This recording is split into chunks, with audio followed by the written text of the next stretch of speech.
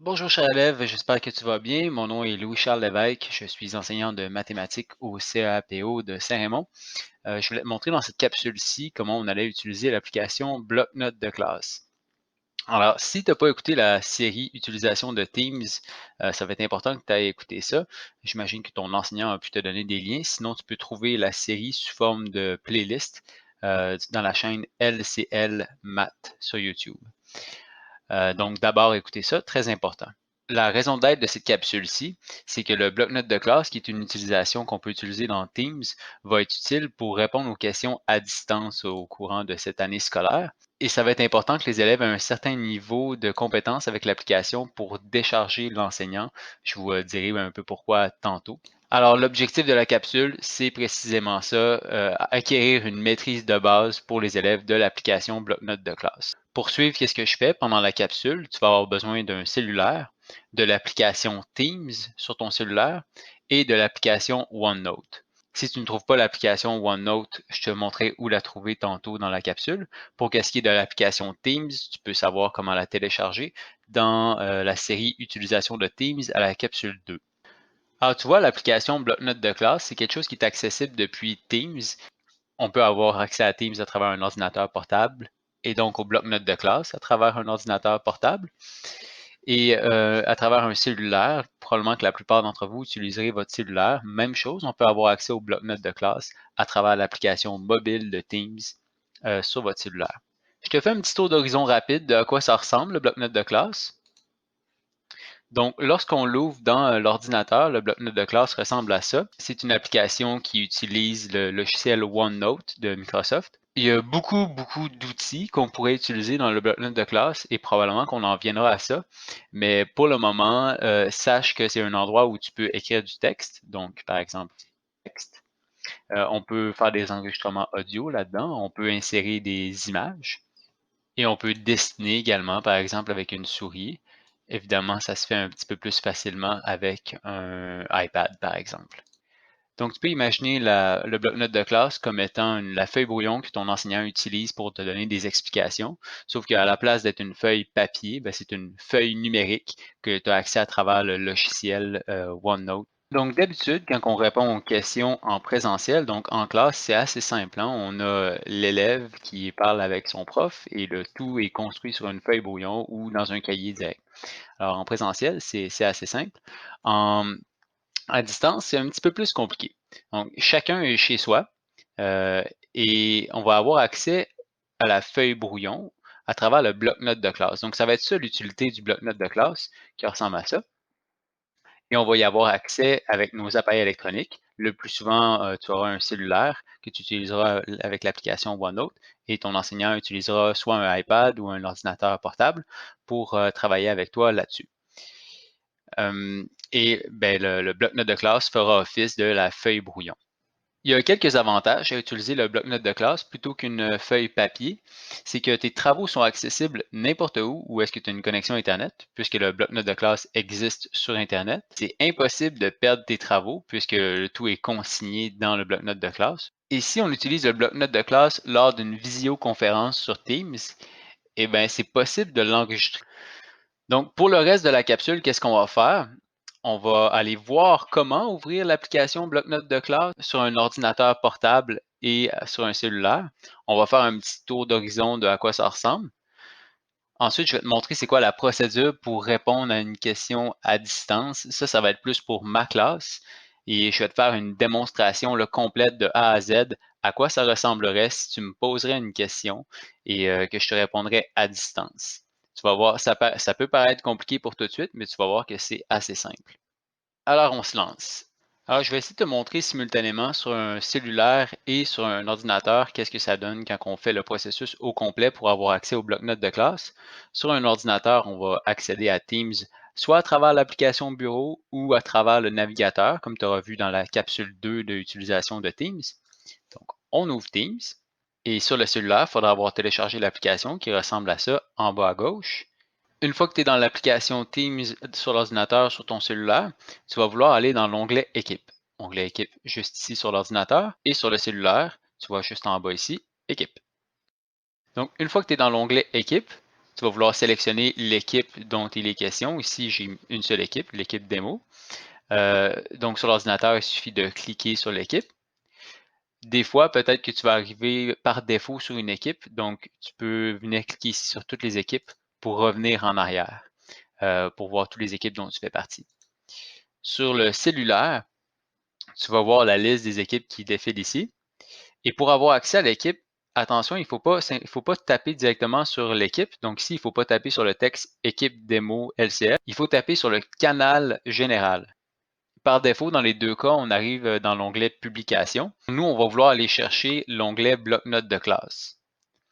Donc, sur l'ordinateur, s'il ne s'affiche pas ici, il va falloir aller dans l'option 3 de plus et cliquer ensuite sur Bloc-notes de classe.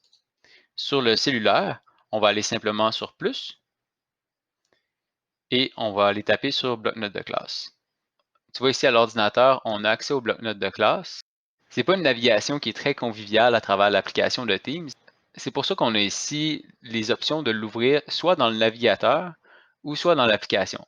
Ouvrir dans le navigateur, ça veut dire l'ouvrir sur Internet. Je vais te le montrer à l'instant à quoi ça ressemble.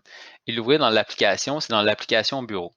Donc, l'ouvrir dans l'application, c'est ce qui est préférable de faire. Par contre, il faut que tu l'ailles sur ton ordinateur. Si tu te demandes si tu l'as, si tu as un ordinateur qui fonctionne avec Windows, tu peux venir cliquer sur la petite loupe ici, puis taper OneNote. Si tu as ça ici dans les résultats, c'est parce que tu as l'application. Donc, tu peux choisir l'option Ouvrir dans l'application. C'est ce qui est préférable. Sinon, tu peux l'ouvrir dans le navigateur. Qu'est-ce qu'on va te demander pour avoir accès à ton bloc-notes de classe en ligne? On va te demander de te connecter avec ton adresse courriel de la CSPO. C'est très important que ce soit avec ton adresse courriel de la CSPO. Admettons que je fais le processus au complet avec toi. Tu arriverais probablement ici à se connecter. Tu mettrais ton adresse courriel de la CSPO. Ensuite, une fois que c'est fait, suivant, tu rentres ton mot de passe. Si c'est ton ordinateur à toi, je te conseille de rester connecté. Donc, en cliquant sur oui. Et tu vois, là, on a accès au bloc-notes de classe. Mais on est ici dans une page sur Internet. Contrairement à l'application bureau, tu vois, si je tape ici en bas, ça m'amène dans un programme qui est sur mon ordinateur, OneNote, et spécifiquement dans notre bloc-notes de l'équipe démo LCL. Maintenant, on va parler du cellulaire. Tu vois, quand j'ai tapé sur le bloc-notes de classe, regarde où ça m'a amené. Ça m'a amené dans l'application qui permet de télécharger des applications. Avec un téléphone Apple, ça serait le App Store. Avec Android, je ne crois pas que la redirection est automatique. Donc, on nous redirige vers le App Store parce que ça nous prend l'application Microsoft OneNote pour ouvrir le bloc-notes de classe. Donc, si tu es avec Android, je ne pense pas que la redirection est automatique. Tu devras aller dans l'application que tu utilises pour télécharger des applications, donc par exemple un jeu, et rechercher Microsoft OneNote. Tu vas vouloir avoir cette application-là que tu vois ici. Donc, pour avoir accès au bloc-notes de classe sur un téléphone cellulaire, il faudra absolument avoir l'application Microsoft OneNote. Donc, tu vas devoir la télécharger en tapant sur le petit nuage. Une fois que l'application est complètement téléchargée, tu peux taper sur Ouvrir ou aller la chercher sur ton bureau. Elle ressemble à ça, complètement en bas à droite. Donc, la première fois que tu télécharges l'application OneNote, on va te donner les introductions générales. Donc, tu peux taper sur Démarrer. On va te demander si tu vas avoir des notifications. Là, c'est toi qui décides. Moi, je vais y aller avec plus tard là-dessus. Si tu t'es déjà connecté à ton adresse courriel de la CSPO sur ton cellulaire, on va te proposer différents blocs-notes qui sont liés à ton compte. Sinon, sinon, tu pourras en rajouter un peu plus tard. Donc, moi, je vais tous les sélectionner et je vais taper sur Commencer à utiliser OneNote. J'ai plusieurs blocs-notes qui sont liés à mon compte. Toi, tu devrais en avoir un peu moins. Mais qu'est-ce qui t'intéresse? C'est le titre du bloc-notes. Nous, on était dans Équipe démo LCL. Donc, ça, c'est le bloc-notes qu'on veut ouvrir. Et voilà, on y a accès. Donc, ça serait l'interface que tu aurais sur ton cellulaire pour notre bloc-notes qui est lié à l'équipe démo. Et qu'est-ce que tu vois à gauche? C'est l'interface qu'on aurait sur un ordinateur. Donc, je vais te montrer maintenant qu'est-ce qui se passerait une fois que l'application OneNote est téléchargée sur ton cellulaire. Qu'est-ce qui se passerait quand tu l'ouvrirais depuis l'équipe. J'ai ouvert l'application Teams sur mon téléphone. Je tape sur l'onglet Équipe. Je sélectionne l'équipe en cliquant sur Général. Je vais sur plus et ensuite regarde qu'est-ce qui va se passer quand on va taper sur bloc-notes. Maintenant que l'application OneNote est sur notre cellulaire, on va être redirigé automatiquement vers l'application OneNote et ça va ouvrir directement le bloc-notes qui est lié à la classe, comme tu peux voir. Donc, qu'est-ce que tu vois là ici? C'est les différentes sections qui font partie du bloc-notes. C'est des sections de base. Ton enseignant pourrait les avoir modifiées. Maintenant, je vais te montrer à quoi ressemble la structure pour ma classe. Donc, si tu es dans ma classe, porte bien attention. Sur l'application Bureau, donc ici, il y a un visuel qui est un peu différent que qu'est-ce que toi, tu aurais si tu ouvrais le bloc-notes de classe à travers l'application OneNote, parce que j'ai le compte de l'enseignant. Donc, un petit peu plus d'options, mais essentiellement, qu'est-ce que tu aurais? Tu aurais la section Bienvenue, l'espace de collaboration qu'on n'utilisera pas pour le moment, et ton nom à toi. Donc, une section ou plutôt un groupe de sections qui est identifié à ton nom. Donc, tu n'auras pas accès ici, le A01, A02, A03 représentent différents élèves. Admettons que toi, tu es l'élève A01. Ben, c'est la seule section auquel tu aurais accès. Tu n'aurais pas accès au reste, tu aurais seulement accès à ta section à toi. Et dans ta section à toi du bloc-notes, tu as une petite section qui est personnelle, que ça, je vais te laisser l'utiliser. Je ne lui toucherai pas. Et pour chaque cycle de cours, tu vas avoir un groupe de sections. Admettons que toi, tu as commencé au centre et tu commences avec le cahier 1101. Et bien, pour ce cycle de cours-là, tu vas avoir un groupe de sections dans ton bloc-notes de classe. Si tu tapes sur le groupe de sections, tu vas avoir deux sous-divisions, une pour les questions et une pour les corrections. Donc, je te le montre sur le cellulaire. Encore une fois, l'affichage serait différent pour toi, puisque tu aurais un compte étudiant.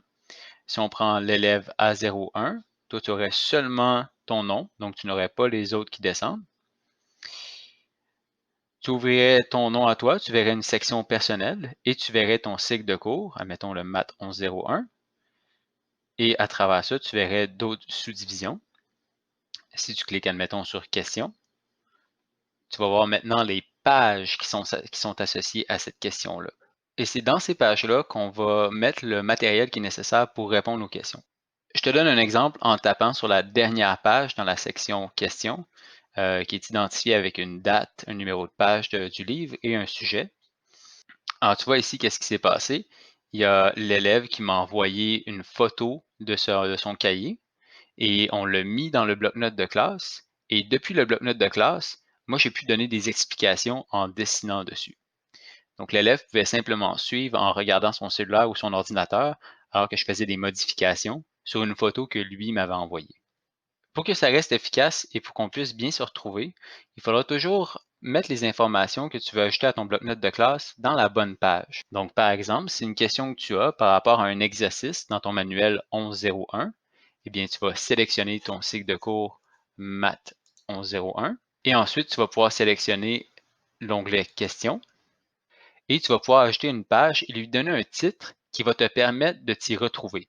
Donc, tu vois, par exemple, ici, je t'ai donné un modèle et un exemple. Le modèle, pour ma classe du moins, quand on va ajouter une page, on va toujours identifier la page par la date du jour en premier. Donc, par exemple, le 28 août 2020. Ensuite, s'il s'agit d'une question, on va mettre le numéro de page de la question. Donc, par exemple, ici, page 57. Et on va mettre finalement le sujet. Et on fait ça pour s'y retrouver parce qu'imagine qu'on aurait une vingtaine de pages ici correspondant à une vingtaine de questions. Eh bien, ce serait facile de s'y perdre. Donc, en mettant les dates avec les pages du cahier et le sujet, ça va être beaucoup plus facile de s'y retrouver. Donc, maintenant, on va discuter de, pour ma classe, quelle va être la procédure lorsque tu as une question à distance. Donc, on a parlé jusqu'à maintenant de comment trouver le bloc-notes de classe, comment l'ouvrir. Et là, on va parler de comment l'utiliser réellement. Donc, comme élève, quand tu auras une question à distance, tu auras la responsabilité de préparer le terrain avant qu'on réponde à ta question. En présentiel, l'équivalent, ce serait d'ouvrir ton livre à la bonne page avant de venir à mon bureau. À distance, qu'est-ce que tu vas devoir faire? C'est créer une page au bon endroit dans ton bloc-notes de classe et y importer les photos des pages pour lesquelles tu as des questions. Une fois que le travail de préparation sera fait, donc que la page aura été créée avec le bon titre et que tu y auras mis les photos que tu veux me montrer, seulement à ce moment-là, tu pourras aller dans l'équipe et indiquer que tu as une question en tapant sur Raise Hand ici. Donc, à ce moment-là, quand viendra ton tour dans la liste de noms pour les questions, eh bien, on sera déjà prêt à aller travailler sur ta question. Donc, je suis conscient qu'il y avait peut-être beaucoup d'informations dans cette capsule-ci. Alors, on va faire une démonstration d'une séquence complète pour d'une réponse à une question lorsque c'est une question à distance. Alors, mise en situation, tu es en train d'étudier à distance et tu as une question dans ton cahier. Tu aimerais me la poser. Donc, si c'est une question par rapport à un exercice dans ton manuel, il faudra mettre une photo de la page dans ton bloc-notes de classe. Alors, la première étape, ça va être d'aller ouvrir ton bloc-notes de classe. Pour ce faire, tu peux passer à travers Teams sur ton cellulaire. Donc, tu ouvres l'application Teams et tu t'en vas sur l'onglet Équipe. Ensuite, tu sélectionnes l'équipe en question et tu entres dans le bon canal de l'équipe. En général, ce sera le canal général. Une fois que tu es dans le canal général, tu vas dans Plus et c'est là que tu vas avoir accès spécifiquement au bloc-notes de classe de cette classe-là. Donc, tu peux voir ici, j'ai pris le bloc-notes de classe de ma classe et non la classe démo pour te montrer à quoi ça ressemble. Rappelle-toi que l'affichage serait un peu différent. Lorsque toi, tu accéderais à ton bloc-notes de classe, tu ne verrais que bienvenue, un espace de collaboration et ton nom à toi. Donc, tu sélectionnes ton nom. Disons qu'on est le A01. Donc là, tu es dans ta section du bloc-notes de classe. On sélectionne le bon sigle. Disons qu'on serait dans le sigle 1101. Et ensuite, on sélectionne, puisqu'il s'agit d'une question, on sélectionne la question. Et on va créer une nouvelle page pour une nouvelle question en tapant sur le petit plus. Maintenant, on va donner le titre à cette nouvelle page-là. Donc, ce sera la date du jour, disons le 31-08, le numéro de page, donc disons par exemple la page 67. Et finalement, le sujet, donc on va dire, admettons ici, algèbre. Donc, on se rappelle que c'est la séquence que moi, je vais demander à mes élèves, ce n'est pas la séquence que nécessairement votre prof vous aura imposée. Donc, une fois que c'est fait, tu viens taper dans ton bloc-notes. Donc, on était ici dans le titre. On tape juste sous le titre pour rentrer dans la page. Et on va vouloir rajouter une photo de la page 67 pour laquelle on a une question en tapant sur la petite caméra à gauche.